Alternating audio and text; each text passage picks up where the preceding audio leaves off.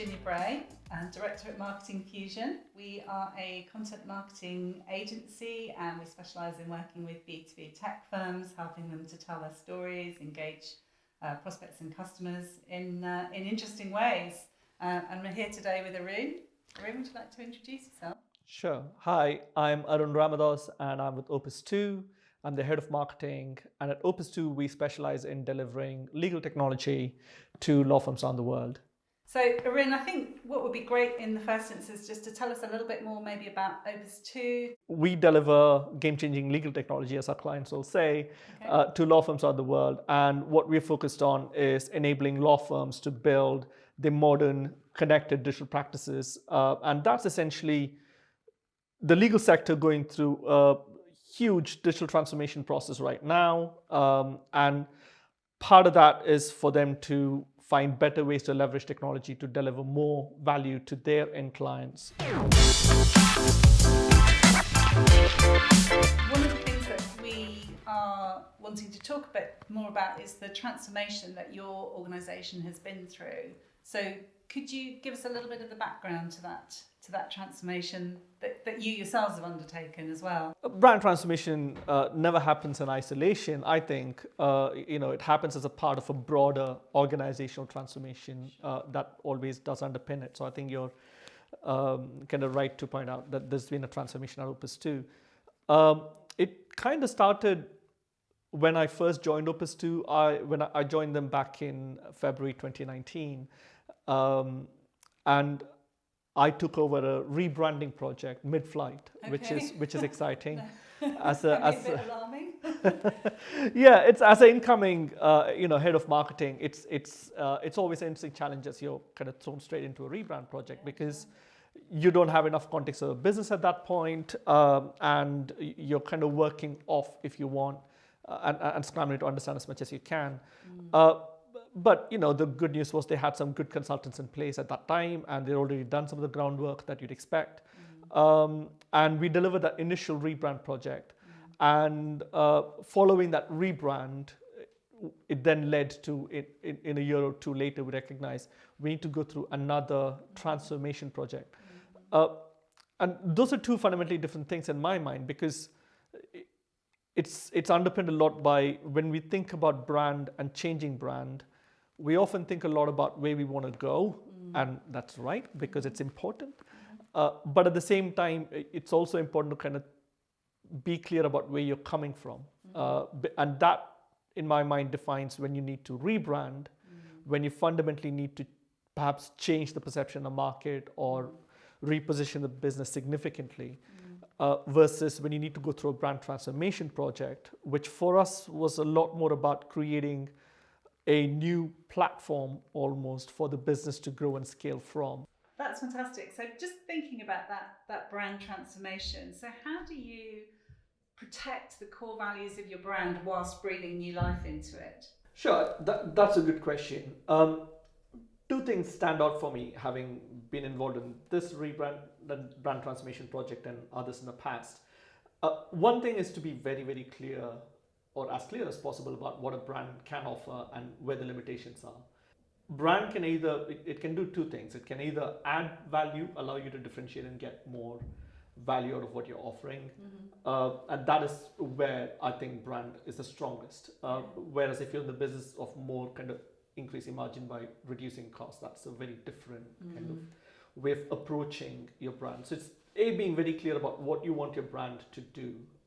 Is it about adding that value to your business, much like what Apple does? You can't talk about brand and not mention Apple. No.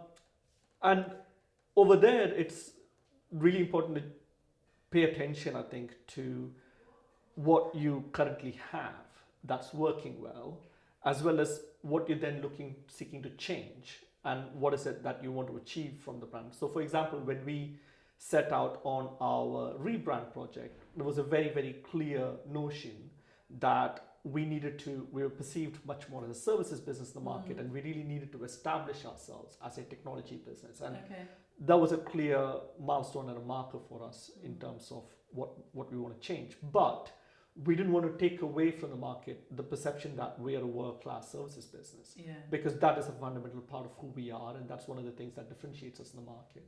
So just having some of those things very, very clear in your mind about what do we have currently that works really well and that you want to protect, but also what is it that you actually want to achieve from your brand and what you wanted to add to the business. It's having that very clear and crystallized helps if you want to create a North Star almost for what you're trying to do with your brand and your project.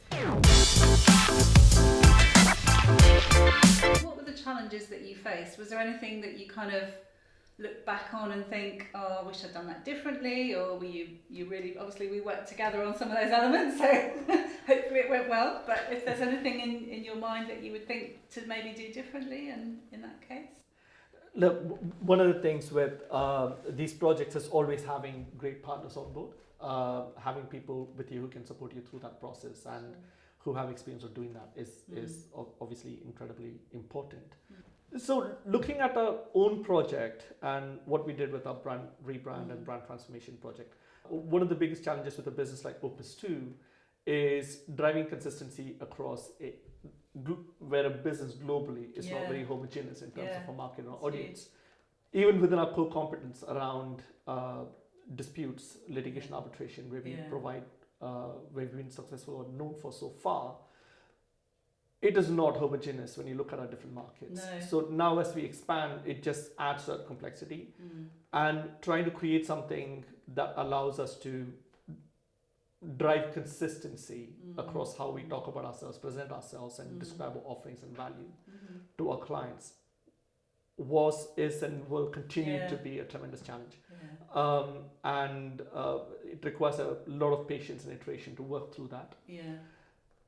And that in turn kind of leads me to my next point, which is one of the things we've focused heavily on through this process, especially through the brand transformation project, is to try and turn our entire brand and the concepts around it into a platform.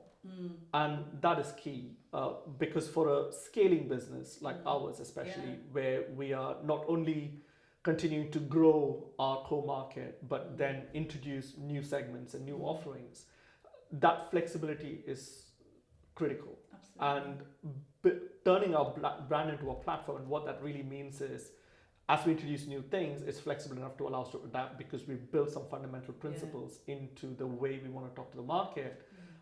Is now allowing us, and we've already seen that, we are in the process of introducing 2-3 new solutions, and it's nice when it comes together. You're fitting the jigsaws together on top of the core foundation, which makes a lot of sense. Absolutely, and it feels elegant, and you can introduce a new name and a new concept, and it readily lends itself to doing that, and the new concepts borrow from what's already there, so it feels like it's all part of the same family. How do you operationalize, once you've gone through the brand transformation, how do you operationalize that? How do you roll it out to your customers and your stakeholders internally and externally?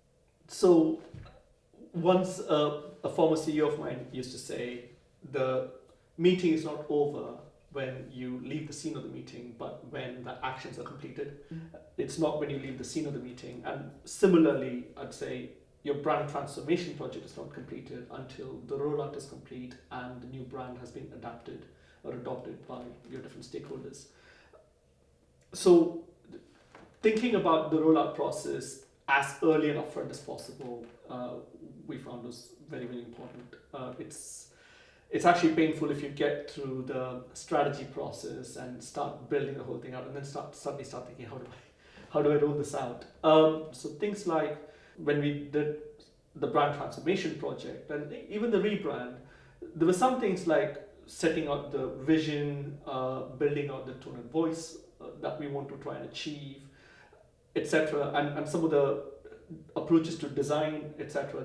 Those were things that we recognized needed to be top down because it had to align with the company's strategy, and we need to be very, very clear about what is it that we're trying to support for the business. Versus then when it came to the actual execution and building out, say, the brand architecture to align with the vision piece, etc., we then really needed to make sure we were working with the people at the coalface and people who understood what this was, engaged with our clients more readily and understood what some of these things could translate into. And similarly, when starting to think about the templates, the designs, and the things that we need to change, having a more upfront list of those things so we could be a little bit more. And this is something we learned from the rebrand project. Despite all the forward planning, we got to a point where we recognized if we had been a little bit more comprehensive about thinking about all the things that we needed to touch and change, there were things we could have done early on in the process when we were thinking about the types of templates we needed to develop, etc. We could have been a little bit more strategic, which the second time round we probably did a slightly better job of. But that is, when you're thinking about your stakeholders, that is a key piece. The other key piece also, in terms of the rollout process itself, is then considering what the approach needs to be. So for example, when we did our rebrand project, it was a bit more of a big bang announcement because it was about significantly helping people rethink how they perceive Opus 2. So it was going from, you know us for services, but actually, look at this, we were a technology business, we always have been, and there's a strong element of that alongside our services business. Whereas with the brand transformation project, it's a little bit more of an evolutionary thing. So there wasn't a big, hey, we've rebranded. It was much more of, yes, we've got a new website. It's more of what you know, but there are pieces that you probably weren't familiar with, and consolidating some of our position a little bit to set us up for growth. So it required two slightly different approaches. The first one was much more of a big, busy announcement and rollout plan in a short period of time. The brand transformation has been a little bit more of evolutionary over time, introducing things and helping both internal people and stakeholders understand how it aligns with the vision for the business and where we're trying to go, and for external clients to see it as, this makes sense. This is, we know Opus 2 for this, and this kind of makes sense. They're evolving from there. So that's what we wanted to achieve. Just to kind of, by way of wrapping up, I wonder if you could share with me your maybe top 3 lessons that you would take away for, say, marketers in a similar position to yourself, looking to go through a rebrand or a transformation. Can you give us a top 3 of things that you've learned on that process? Sure. So when you go through a brand transformation project or a rebrand project, you walk away with a lot of bruises, which eventually scar, and those become lessons, which are great. And it's always different. Having undergone probably 4 different umbrella brand projects now in my time, every project is unique. It's different. But one thing that has been consistent, I think, is making sure you start with the why, as most marketers will know, before you start defining the what that you want to do. And when I say why, it's not start at the why as in your business. You do need to do that, but why are you doing something with your brand? What is the purpose of this change, and what do you want it to achieve? So being very, very clear about those objectives and outcomes, and having the North Star. Like I said, when we went to the brand transformation project, it was very clear that we knew that we needed to create a platform for the business to grow from, and what we had wasn't fit for purpose. So it's very easy to sometimes come in and say, I just want to change the brand, or for the business to suddenly feel, if we just change the brand, it's going to change how our customers see us. That may not necessarily always be the right answer. So it's just about being very clear about why you're doing it before you dive into what is it that you're going to do and how you go about that. The other thing which I've probably learned the hard way, and unfortunately I was surrounded by people and other people in the management team who had a stronger vision than me, I think, in some cases, so they saved me from this, is being very, very clear about your brand architecture and keep your mind open, be prepared to iterate and go through that a number of times before you actually land somewhere. And that's very important, because often people make the mistake of attaching too many things to your core brand. And depending on how you're growing and changing, you may not want that. It might be better to create a product brand alongside your company brand. And that's a whole discussion itself. But spending time on thinking about and getting your brand architecture right, it's really, really important just to spend time and in a position where you feel comfortable with the brand architecture and feel that it allows you to go where you want to go. And that can take time, and keep your mind open to that. And that kind of leads me to the last thing, which a wise man once said: if you can't explain something simply, you don't understand it enough. And that was very true, even with the brand transformation project, which incidentally took us a long time for many, many reasons apart from the project itself. It took us a good almost 2 years since we started thinking about this to actually implement the project and roll it out. And through that time, one thing was consistent. We spent a lot of time just making sure we could explain things simply. And if we didn't, we recognized we didn't understand enough. And we kept going back to it to try and iron it out and get different mindsets and inputs before we were feeling comfortable with what it was. And it was starting to seem simple and elegant before we then crystallized that and move forward. And that is important, especially in what feels like a slightly more intangible word like brand, to make sure it feels right and you feel that it feels simple and elegant. So you've got the strategy, the architecture, and then keeping it simple. Those would be your top three. Absolutely. Excellent. Arunn, thank you so much for today. It's been a real pleasure chatting about these things, and presumably if people want to connect with you, you can be found on LinkedIn, correct? That's absolutely right, and thank you ever so much for the opportunity. It's been great.